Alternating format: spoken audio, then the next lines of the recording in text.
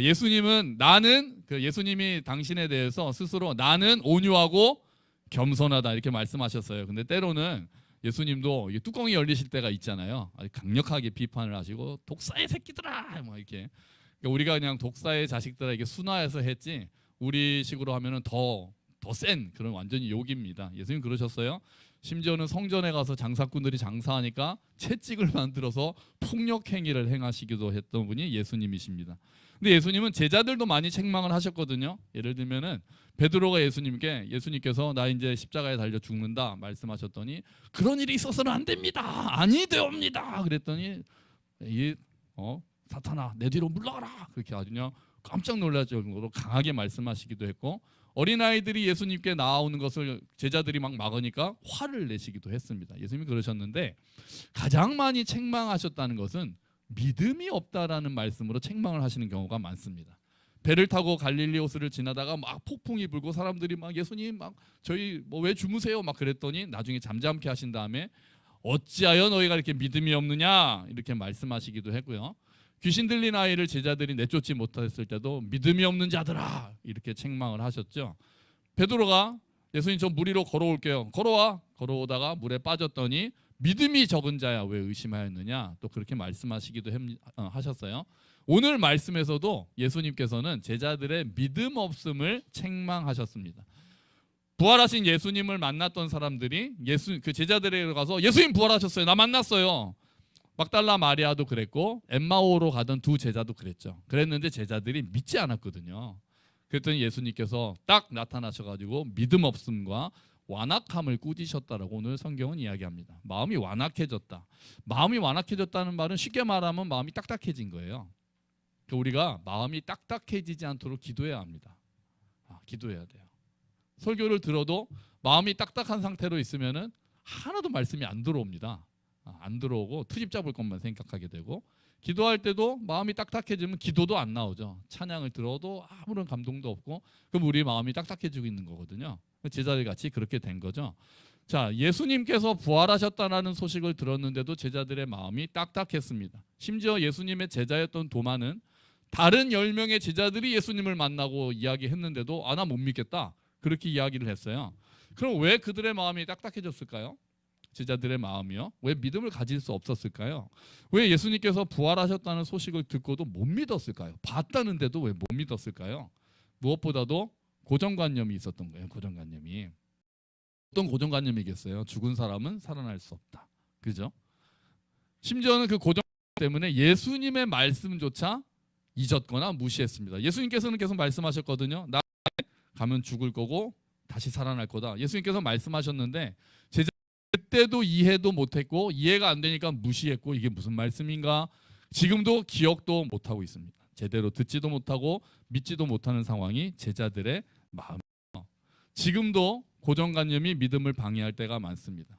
사실 이성과 과학 만능주의 이 시대에는 많은 사람들이 그 고정관념에 빠져가지고 보이지 않는 세계가 있다는 것 자체를 받아들이지 못합니다. 영계가 있다는 거 인정을 못하죠. 창조주 하나님이 계시고 또 영적인 세계가 있어서 우리가 죽은 다음에도 그게 끝이 아니고 그것은 새로운 세계로 가는 시작이다. 이런 거를 받아들이지 못하고 보이는 것만 믿겠다는 사람들은 복음을 받아들이지 못합니다. 신자들도 하나님의 말씀에 대한 믿음이 약해질 때가 있습니다. 우리의 경험이 더 큰 거죠. 하나님도 이렇게는 안 하실 거야. 우리의 경험, 세상의 소리, 우리가 가지고 있는 고정관념 이런 것 때문에 하나님의 말씀보다 그 믿음이 넘어서지 말씀에 대한 믿음이 그 우리의 고정관념을 넘어서지 못하는 거예요. 근데 성경은 정확하게 믿음이 없으면 하나님을 기쁘시게 하지 못한다라고 이야기합니다. 우리 히브리서 한번 같이 읽어볼까요? 앞에 있습니다. 같이 읽어보죠. 믿음이 없이는 하나님을 기쁘게 해드릴 수 없습니다. 하나님께 나아가는 사람은 하나님이 계시다는 것과 하나님은 자기를 찾는 사람들에게 상을 주시는 분이시라는 것을 믿어야 합니다.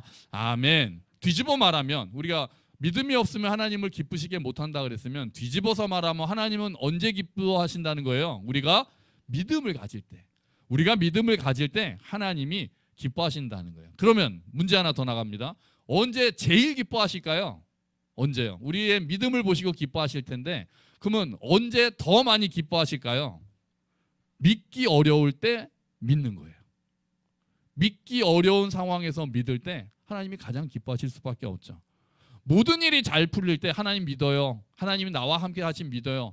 이것도 너무 귀한 믿음이지만 그것보다 더 하나님께서 기뻐하시는 믿음은 일이 잘 풀리지 않고 내 몸이 아프고 우리 사업이 잘 안 되고 우리 자녀들이 엇나가고 내가 전도하는 사람들이 복음을 받아들일 마음도 먹지 않았는데도 그럼에도 불구하고 하나님은 오늘도 나와 함께 하십니다라는 사실을 믿을 때, 그때 하나님께서는 더욱더 기뻐하시는 거죠.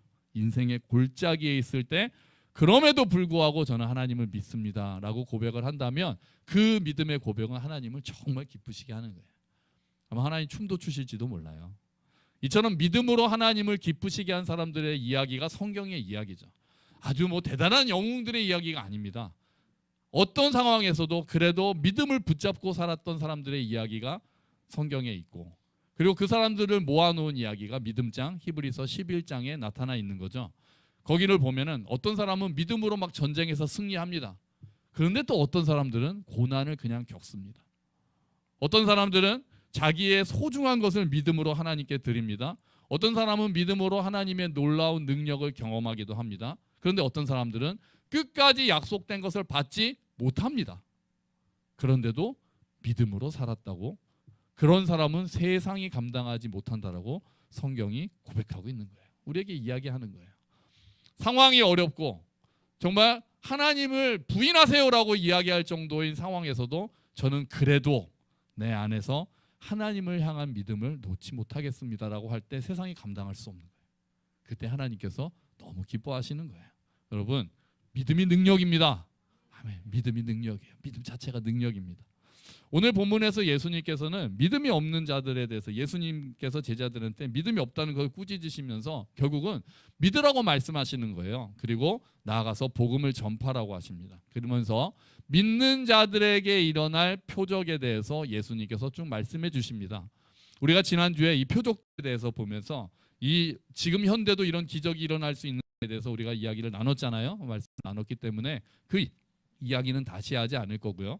여기서 이야기하는 기적들, 새방언을 말하고 뱀을 집어도 물지 않고 독을 마셔도 해하지를 않고 병든 자가 치유되고 귀신이 쫓겨나는 그 시대에 사도행전 그 기록할 당시에 복음이 파워 있게 전파될 때 그때 일어났습니다. 지금은 그런 일들이 많이 줄어든 것 같다고 말씀을 드렸어요. 그래서 성경이 완성되고 이성과 과학이 발달해 있는 지금 시대에는 하나님께서 그런 방법도 여전히 사용하시지만 주로 사용하시는 방법은 보이지 않는 하나님의 말씀, 그 말씀을 통해서 역사하시는 것이 하나님께서 지금 사용하시는 방법이라고 말씀을 드렸습니다. 그래서 오늘은 이 표적들을 조금 넓게 적용을 하려고 합니다. 하나님께서 이 기적, 눈에 보이는 형태를 우리에게 지금 주시지는 않는 경우가 많지만 그 안에 담긴 원리는 그대로 이루어지기 때문에 그 표적들을 통해서 주님께서 우리에게 말씀하시는 원리가 무엇인지를 잠깐 보려고 하는 거예요. 17절 한번 읽어볼까요? 다시 한번 17절 본문 같이 한번 읽어봅시다. 믿는 자들에게는 이런 표적이 따르리니 곧 그들이 내 이름으로 귀신을 쫓아내며, 첫 번째는 귀신을 쫓아낸답니다. 지금도 여기저기서 귀신을 쫓아내는 그런 일들이 일어납니다. 저는 귀신을 믿어요. 모든 병이나 재앙이 다 귀신이고, 여러분 지금 졸고 있으면은 여러분 졸음막이 물러가라, 핸드폰 하면 핸드폰막이 물러가라 그러진 않지만 하나님을 대적하고 사람들을 괴롭히는 영적 세력이 있다는 것은 믿고 있습니다. 베드로전서 5장 8절 말씀에 이렇게 얘기하죠. 한번 앞에 보시고 같이 읽어봅시다.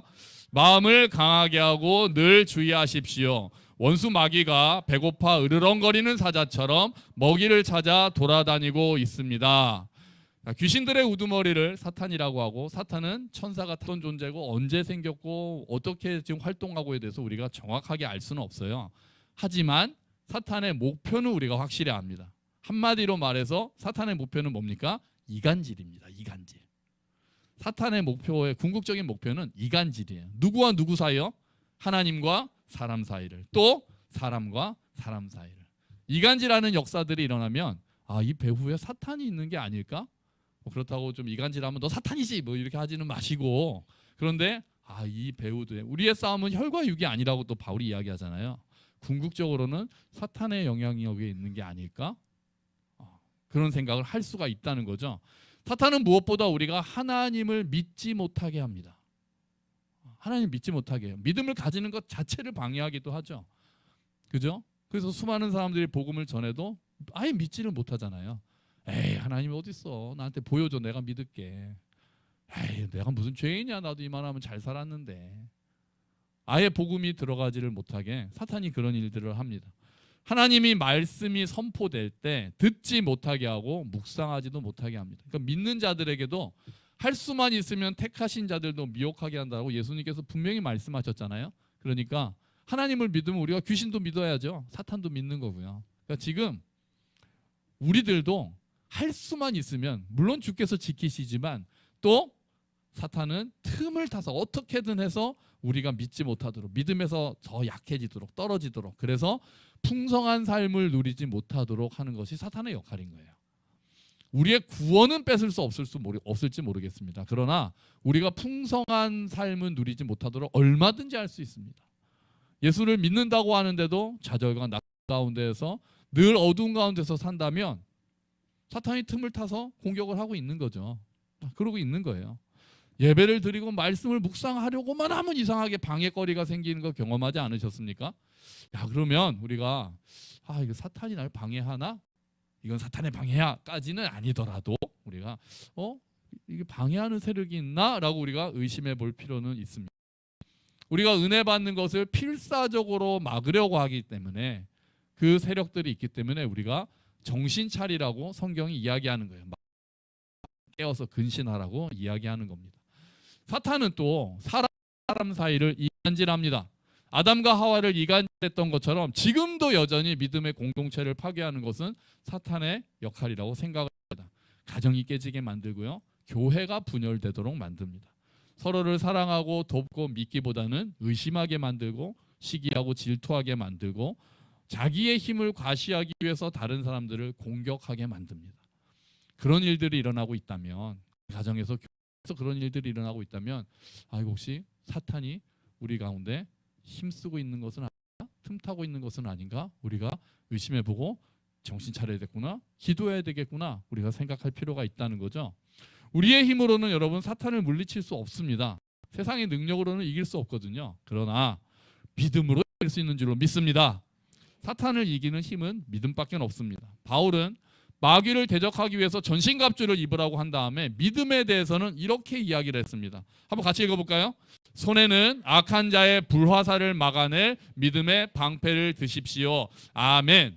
악한 자가 불화살을 막 쏜다는 거예요. 우리 공격하려고 사탄이 여러 가지 불화살을 쏴요. 낙심의 화살도 쏘고 좌절의 화살도 쏘고 미움의 화살도 쏘고 막 용서하지 못하게 하고 막 쏜단 말이에요. 그럴 때 짜잔 방패를 들어야 되는데 그 방패가 뭐라고요? 믿음이라는 거예요. 믿음. 그 믿음이 사탄의 공격을 막아낼 수 있다는 거예요. 여러분, 우리 모두가 믿음으로 마귀의 그 화살 공격을 다 막아내시기를 축원합니다. 아멘. 그리고 사실 방패는 공격도 할 수 있어요.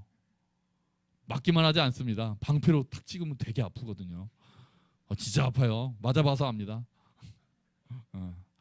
방패가 공격도 오도 된다니까요. 믿음도 공격할 수 있는 거예요.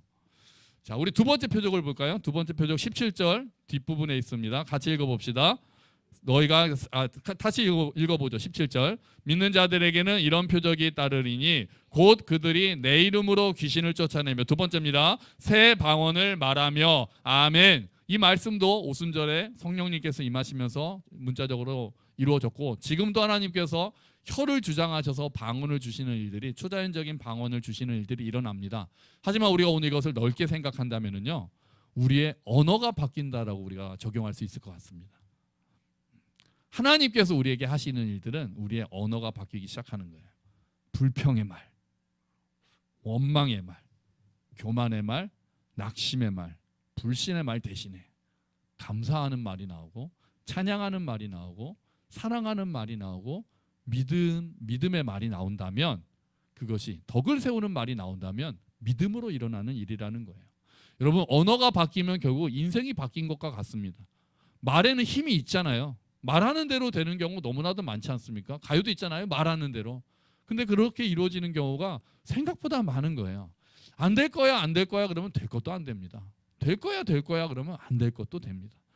여러분 오늘 점심 드실 때도 맛있다 맛있다 하고 드세요.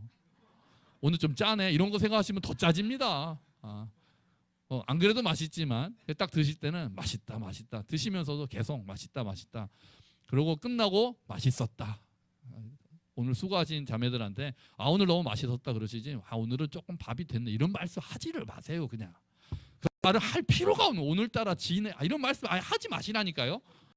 제발 좀 하지 마세요. 오늘은 밥이 됐어 평가하지 마세요. 평가하지 마시고 무조건 맛있었다고 하시고 오늘은 밥도 딱 맞았고 오늘은 국도 너무 맛있었고 그렇게 말씀하실 때 더 맛있는 밥이 나올 줄로 믿다. 더 맛있는 밥이 된다니까요. 그러니까 아예 부담 갖지 마시고 맛있어요. 맛있어요. 맛있으니까 맛있다고 말씀드리는 거예요. 언어가 바뀔 때 완전히 바뀌어요. 분위기도 바뀌고 우리 인생이 점점 바뀌어집니다. 긍정의 말을 하는 사람에겐 긍정적인 일이 더 생깁니다. 그게 이상하죠? 그게 법칙인 것 같아요. 뭐 법칙이다라고 제가 말씀을 드릴 수는 없겠지만 이상하게 긍정적인 사람에게는 긍정적인 일이 더 일어나기 시작해요. 똑같은 일을 긍정적으로 보는 것뿐이 아니라 실제로 긍정적인 일들이 일어나기 시작해요. 여러분 우리의 언어가 바뀌어야 합니다. 우리의 혀가 거듭나야 돼요. 우리의 혀가. 그럴 때 하나님의 은혜를 더 많이 경험할 수 있는 거예요. 믿음으로 사는 자들은 언어가 바뀔 줄로 믿습니다. 아멘. 자, 다음에 18절입니다. 18절 같이 읽어볼까요? 뱀을 집어 올리며 무슨 독을 마실지라도 해를 받지 아니하며. 세 번째 역사는 보호하시는 역사입니다. 인생을 살다 보면 우리가 뱀도 많이 만나고 독도 많이 만납니다. 사업이 망할 수도 있죠. 질병에 걸릴 수도 있죠. 자녀에게 문제가 생길 수도 있습니다. 하지만 하나님께서 약속하시는 것은 그 어려운 가운데서 우리를 보호하시겠다고 약속하셨습니다. 시편 121편은 지키시는 하나님에 대해서 계속해서 반복해서 고백을 합니다. 우리 한번 앞에 보시면은 말씀이 있어요. 시편 121편 5절부터 8절까지 우리 한번 같이 읽어볼까요? 여호와는 여러분을 지켜주십니다. 여호와는 여러분의 오른편에 있는 그늘이십니다. 낮에 태양이 여러분을 해하지 못하며 밤에 달이 여러분을 해하지 못할 것입니다. 여호와는 여러분을 모든 재앙으로부터 지켜주십니다. 그분은 여러분의 생명을 보호하십니다. 여호와는 여러분의 들고 난 하나님은 나와 함께 하신다. 우리 같이 할까요? 하나님은 나와 함께 하신다. 아멘. 아멘. 믿음으로 보호하신 하나님을 고백하는 거예요. 물론 때로는 고난을 허용하십니다. 하지만 그것을 통해서 우리가 믿는 것은 그것을 통해서 다시 선을 이루어 가시는 하나님을 신뢰하는 거예요. 여러분 그러니까 모든 일을 믿음으로 하십시오. 모든 일을. 교회 생활뿐 아니라 직장 생활도 믿음으로 하시고 가정 생활도 믿음으로 하십시오. 공부도 믿음으로 하세요. 학생 여러분. 하나님께서 믿는 자들을 지켜주실 줄로 믿습니다. 자, 마지막으로요. 마지막 18절 다시 한번 읽어보죠. 뱀을 집어올리며 무슨 독을 마실지라도 해를 받지 아니하며. 네 번째입니다. 병든 사람에게 손을 얹은즉 나으리라 하시더라. 아멘. 치유와 회복하시는 하나님의 은혜입니다. 네 번째는요. 믿는 자들에게 치유와 회복이 임할 줄로 믿습니다. 아멘.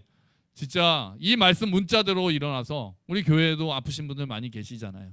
자, 이분들 다 치유되고 그렇게 회복되기를 저는 기도하고 있습니다. 정말 병이 확 낫는 기적이 가운데 경험되기를 축원합니다. 아멘. 그러나 설사 그렇지 않다 할지라도 하나님께서 그런 방법을 사용하시지 않는다 할지라도 영혼만큼은 치유되고 회복되기를 더 축원합니다. 아멘. 내 몸이 쇠할지라도 꼭 사람이 강건해지는 경험을 우리 모두가 하게 되기를 소망합니다. 아픈 몸 때문에 원망하고 낙심하면서 세월을 보내는 것이 아니라 그럼에도 불구하고 하나님이 오늘 나와 함께 하신다는 것을 믿고 지금 나에게 원하시는 것이 무엇인지를 믿음의 언어를 사용하여 하나님께 믿음을 고백하는 일들, 천국을 소망하는 일들, 다시 밤이 없고 다시 눈물 없고 슬픔과 고통이 없겠다라고 약속하신 그 하나님의 말씀을 믿음의 말을 하는 사람들, 여러분 우리가 그런 사람들 되기를 축원합니다. 우리가 보호하시는 하나님을 믿는 거예요. 보호하시는 하나님. 두려움과 낙심, 염려와 불안 가운데 있는 모든 분들도 믿음으로 회복하게 되기를 주의 이름으로 축원합니다. 아멘. 이런 기적들도 너무 큰 은혜지만 우리를 인도하시고 방언을 말하고 치유하시고 귀신을 쫓아내시고 우리의 말을 바꿔주시고 우리를 보호하시는 은혜도 다 너무 귀하지만 역시 믿음의 가장 큰 은혜는 16절입니다. 16절 같이 한번 읽어보죠.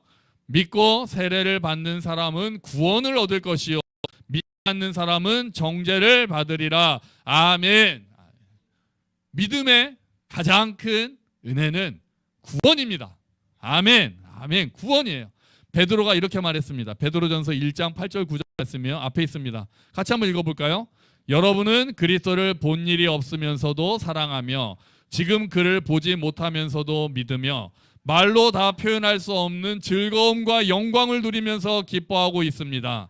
여러분은 믿음의 목표, 곧 여러분의 영혼의 구원을 받고 있는 것입니다. 아멘. 믿음의 목표는 영혼의 구원입니다. 모든 믿음의 목표는, 최종 목표는 결국 가장 큰 은혜는 구원이에요. 우리의 몸과 영혼이 모두 다 구원받는 것이 믿음의 역사고 믿음의 능력이죠. 사실 우리는 구원은 뭘로 받습니까? 은혜로 받죠. 구원은 은혜로 받습니다. 믿음은 뭐라고요? 은혜를 받는 통로다 말씀드렸습니다. 하나님의 은혜를 받는 통로이기 때문에 우리 입장에서는 믿음으로 구원을 받는 거죠. 여러분이 구원의 역사가 우리 교회 안에 풍성하게 넘쳐나기를 축원합니다. 아멘. 정말 무엇보다 우리 모두가, 여기 계신 모든 분들이 믿음으로 주 예수 그리스도를 영접하여 정말 하나님의 자녀가 되고 죄와 사망의 권세에서 노임받는 놀라운 역사가 일어나기를 축원합니다. 아멘. 저는 믿음의 두 가지 측면이 있다고 생각을 합니다. 두 가지 측면이요. 하나는 이겁니다. 이거요. 선물로서의 믿음. 이해가 되시죠? 선물로서의 믿음, 믿어지는 믿음이에요. 어린아이 같은 믿음이에요. 내가 노력하지 않았는데도 믿어지는 일들인 거예요. 이거는 뭡니까? 은혜입니다. 하나님의 은혜예요. 똑같은 말씀이 주어졌는데 어떤 사람은 그냥 그게 확 믿어지는 거예요. 어떤 사람은 안 믿어져요. 믿어지는 게 하나님의 은혜인 거죠. 선물로서의 믿음 너무나도 귀하고, 이게 저는 최고의 은혜인 것 같습니다. 말씀이 믿어지는 은혜. 마음이 열리고 말씀이 믿어지는 은혜. 정말 하나님이 하시는 일들이 다 믿어지는 은혜. 그런데 어떤 사람들은 이 은혜를 아직 경험하지 못하는 경우가 있잖아요. 믿어지지 않는데 어떻게 믿어요? 라고 얘기하는 사람들이 있습니다. 있어요. 똑같은 말씀이 주어졌는데 어떤 사람은 그게 아멘으로 믿어지는데 어떤 사람은 안 믿어지니까 자기도 힘들어요. 차라리 믿어지면 좋겠다고 저한테 얘기를 하더라고요. 차라리 나도 그냥 믿어지면 좋겠다. 안 믿어져. 그렇게 얘기를 합니다. 그래서 저는 두 번째 측면이 있는 것 같습니다. 믿음에. 이겁니다. 선택으로서의 믿음이 있는 것 같아요. 선택으로서의 믿음. 우리의 영역이에요. 이거는 내가 믿기로 선택하는 겁니다. 아직 확 믿어지지는 않아도 내가 믿기로 선택하겠다고 결단하는 겁니다. 두 가지가 늘 명확하게 구분되지는 않습니다. 어떤 경우는 처음에 의심이 가는데 그럼 믿어볼까? 잘 안 되지만 안 믿어지는데 내가 믿기로 선택하겠어. 하나님 제가 한번 믿어볼게요. 라고 하다가 어느 순간부터 믿어지게 되는 역사가 일어나기도 합니다. 그래서 저는 믿음에서 믿음으로 이른다는 말씀이 혹시 이 말씀이 아닐까라고 저는 생각하기도 합니다. 저희 교회 병상에 계셨던 우리 선우창준 형제님께서 병상에서 이제 돌아가셨잖아요. 그런데 원래 교회를 다니지 않으셨고 예수님을 믿지 않으셨습니다. 그런데 이제 임종을 앞두고 이제 복음을 받아들이고 이제 하나님 구원을 받고 싶다라고 말씀을 하셨고, 제가 가서 복음을 전했습니다. 제가 복음을 전했더니 그 복음, 제가 전하는 복음을 녹음을 하셨어요. 녹음을 하시고 그것을 반복해서 병상에서 들으셨답니다. 그리고 세례를 받고 싶다. 그래서 병상에 계신 분들을 침례를 할 수는 없잖아요. 그래서 제가 최초로 출장 세례를 갔습니다. 출장 세례. 그래서 이렇게 물을 준비하고 다 해서 가서 그 병상에 누워 계시는 그 형제님께 제가 이제 세례를 행했는데, 여기서 좀 생각할 일이 있었어요. 뭐냐면은, 그래서 우리 선우창준 성도님께서는 하나님께서 살아계시고 천지를 창조하신 것을 믿습니까? 예수님께서 죄인인 나를 위하여 죽으시고 부활하셨다는 것을 믿습니까? 이런 질문들을 이렇게 하잖아요. 그러면 보통 아멘으로 대답하거나 예라고 대답하거나 아니면은 믿습니다 이렇게 대답을 하거든요. 근데 다르게 대답하셨어요. 계속 뭐라고 대답하셨냐면은 믿겠습니다. 다르죠. 믿습니다랑 믿겠습니다랑 다르죠. 그때 제가 느낌은 뭐였냐면 복음을 들었을 때 아직 확 믿어지지는 않으셨나 보다. 그 말씀 그럴 수 있잖아요. 평생 하나님의 말씀 듣지 않으시다가 마지막에 전했을 때 어떤 분은 말씀만 전해도 그게 확 믿어지는 경우가 있지만 또 어떤 경우는 그게 다 진짜일까? 정말 예수님이 십자가에서 죽으시고 부활하셨을까? 정말 내가 그것을 믿으면 모든 죄가 용서받을까? 이런 것들이 확 다 믿어지지 않을 수 있다고 저는 생각합니다. 그래서 이분의 마음이 내가 확 믿어지지는 않지만 한번 믿겠습니다라고 믿음의 고백을 한 거라고 저는 생각을 해서 너무 좋았어요. 그러면서 하나님께서 이 고백 받으시겠구나. 이 고백 받으시겠구나. 여러분 믿겠습니다라는 그 연약하지만 결단으로 하나님께 고백한 그 고백을 주께서 받으시고 지금 당연히 천국에서 잔치에 참여하고 계실 줄로 믿습니다. 아멘. 여러분 우리의 믿음이 언제나 확 다 믿어지듯이 강하지 않을 수 있습니다. 하나님이 정말 함께 하시나? 내가 구원받은 자들도 정말 하나님이 나와 함께 하신다는 약속의 말씀이 확 믿어지지 않을 수 있어요. 그럴 때 우리에게 필요한 것은 선택으로서의 믿음이 필요합니다. 하나님 제가 불안합니다. 우리가 정말 다 믿어지면 불안할 일이 없잖아요. 염려할 일이 없잖아요. 다 믿어지는데 근데 실제로 안 그러잖아요. 그만큼 우리가 믿음이 약한 거예요. 정말 하나님이 모든 것을 합력해서 선을 이루시면 내가 어떤 일을 당한다고 내가 낙심할 이유가 뭐가 있습니까? 근데 우리 안 그러잖아요. 저도 안 그래요. 힘든 일 생기면은 하나님 진짜 지금 왜 안 하시지? 지금 잠깐 안 보고 계시나? 뭐 이런 생각 아니지만 그런 생각처럼 우리가 생각할 때가 있잖아요. 그럴 때 우리에게 필요한 것이 선택으로서의 믿음이라고 저는 생각합니다. 주님, 제가 다 이해할 수 없지만 주님께서 나와 함께 하신다는 약속의 말씀을 믿겠습니다. 제가 사실 완전히 믿어지지 않아서 불안함이 남아있지만 주님, 오늘 제가 다시 믿겠습니다. 내 마음이 주께로 확정되어야겠습니다. 그렇게 고백하는 것이 필요하고 주께서는 그런 작은 고백도 그런 연약한 고백도 주께서 받아주시고 기뻐하실 줄로 믿습니다. 마가복음에는 어떤 아이 아버지 이야기가 나옵니다. 예수님께서 믿는 자에게는 능치 못할 일이 없다 이런 말씀하셨더니 주님 할 수 있거든 제 아이를 고쳐주십시오 이런 말씀을 하셨죠. 그랬더니 예수님께서 믿는 자에게는 할 수 있거든이 무슨 말이냐, 믿는 자에게는 능치 못할 일이 없다. 그랬더니 아이의 아버지가 거기서 바로 이렇게 외칩니다. 처음에 이렇게 외칩니다. 주여 내가 믿나이다. 그 다음에 뭐라고 외칩니까? 이렇게 외칩니다. 나의 믿음 없음을 도우소서. 제가 성경에서 가장 좋아하는 기도입니다. 내가 믿나이다. 믿겠습니다죠. 이거는 그게 다 믿어져가지고 정말 믿어지는구나 그 기도가 아니라 나의 믿음, 지금은 나도 아직도 잘 모르겠고 예수님이 믿는 자에게 능치 못할 일이 없다고 하지만 지금 내 아이가 아픈 상황에서는 이게 정말 예수님이 다 낫게 해주실까? 참 믿음이 가는지 불안함도 있고 아직도 의심도 있지만 그 때문에 예수 앞에 부끄럽지만 나의 믿음 없음을 도우소서라는 이 기도가 가장 솔직한 기도고 가장 간절한 기도인 거예요. 그러면서 외치는 거예요. 내가 믿겠습니다 주님. 하지만 내 마음에는 연약함도 있으니까 나의 믿음 없음을 제발 좀 도와주십시오. 이 기도가 오늘 우리의 기도 아닙니까? 주님 믿음 없음을 도와주십시오. 믿음이 없이는 하나님을 기쁘시게 하지 못하다고 했는데 제 안에 믿음이 너무 약하니 나의 믿음 없음을 도와주십시오. 내가 믿겠습니다. 이 기도하면서 오늘 내게 주어진 말씀을 아멘으로 화답하는 일, 그것이 우리가 걸어가야 될 믿음의 고백인 것입니다. 그리고 나서 아이의 병이 나았으니 이 아이의 아버지의 믿음은 더욱더 굳건해졌을 것입니다. 여러분 하나님께서는 우리의 이 작은 고백과 결단을 기쁘게 받으실 줄도 믿습니다.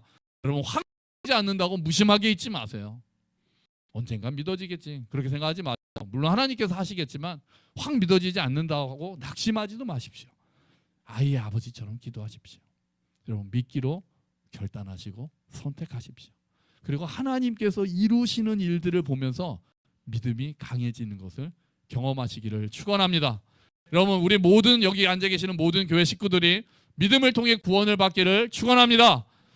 날마다 믿음을 선택하고 그 하나님을 경험함으로써 믿음이 단단해지고 성숙하게 되기를 축원합니다.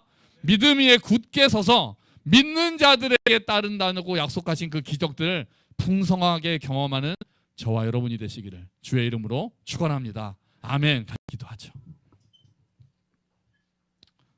주님, 믿겠습니다. 믿어지는 은혜를 주님 내려 주시옵소서. 우리 같이 기도합시다.